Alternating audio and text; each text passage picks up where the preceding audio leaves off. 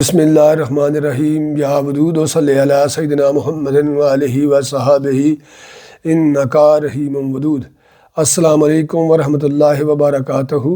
میں آپ کے سامنے حضور پر نور حضرت فضل شاہ صاحب قطب دو عالم المعروف سائی نور والے آپ کے ارشادات عالیہ پیش کر رہا ہوں۔ اگر پڑھنے میں بیان کرنے میں کوئی کمی پیشی ہو جائے تو میں اس کے لیے پیش کی معافی چاہتا ہوں۔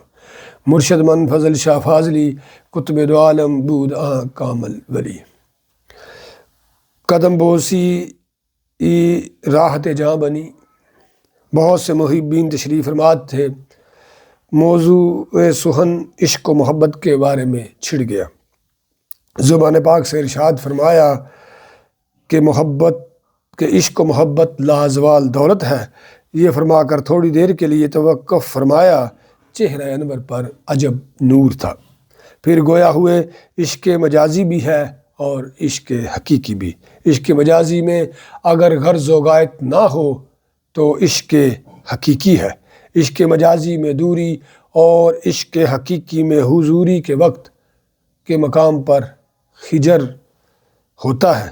جس طرح جنت میں جانے کے لیے دوزخ کے اوپر سے گزرنا پڑتا ہے، عشق حقیقی کے لیے عشق مجازی ضروری ہے۔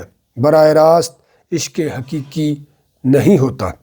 صاحب و اطاعت عشق مجازی سے اور اتباع عشق حقیقی سے تعلق رکھتی ہے۔ عاشق پاک ہوتا ہے، وہ درجے والے سے تعلق رکھتا ہے، اس لیے حق مقام پر پورا اترتا ہے، جبکہ قطب و غوث وغیرہ کا تعلق درجات سے ہے۔ محبت کی اہم نشانی میں سے پہلی نشانی یہ ہے کہ محبت کے لیے کوئی چیز بھی کم نظر نہیں آتی۔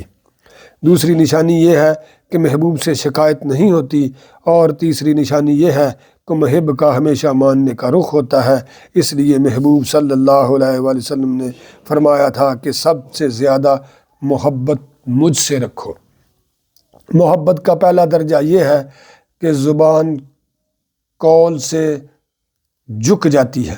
محبوب کے قول پر محب اپنا قول قربان کر دیتا ہے، اور محبت کا آخری درجہ یہ ہے کہ دل جھک جاتا ہے۔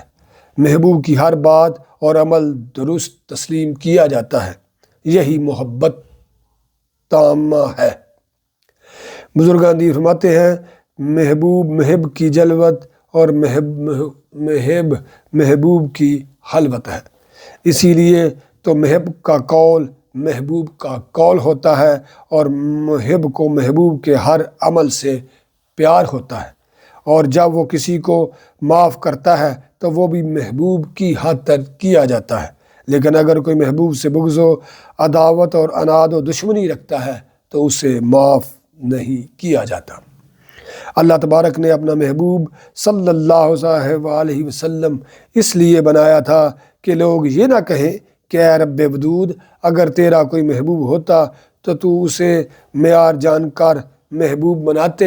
صاحبو سن لو، محب جب محبت میں کامل ہو جاتا ہے تو وہ محبوب ہو جاتا ہے۔ اس لیے ہر محب اللہ تعالیٰ کا محبوب ہوتا ہے۔ محب صادق کی محبت میں دوام ہوتا ہے، اور دو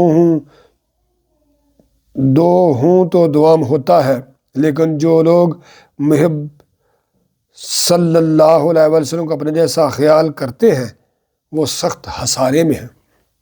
صاحب و محبوب محسنین، صابرین، منصفین، توابین، متقین، مجاہدین اور مطہرین کی صفات سے متصف ہوتا ہے۔